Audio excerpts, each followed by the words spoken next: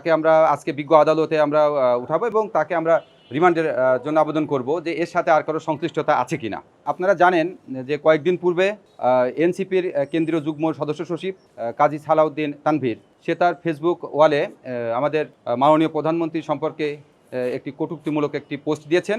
উক্ত পোস্টের প্রেক্ষিতে আমাদের বগুড়া জেলার সদর বিএনপির সভাপতি মাকতুব খান রুবেল ভাই উনি বাদী হয়ে সদর থানাতে ICT অ্যাক্ট সহ আরও আদার সেকশন পেনাল করে একটি মামলা দায়ের করেছেন।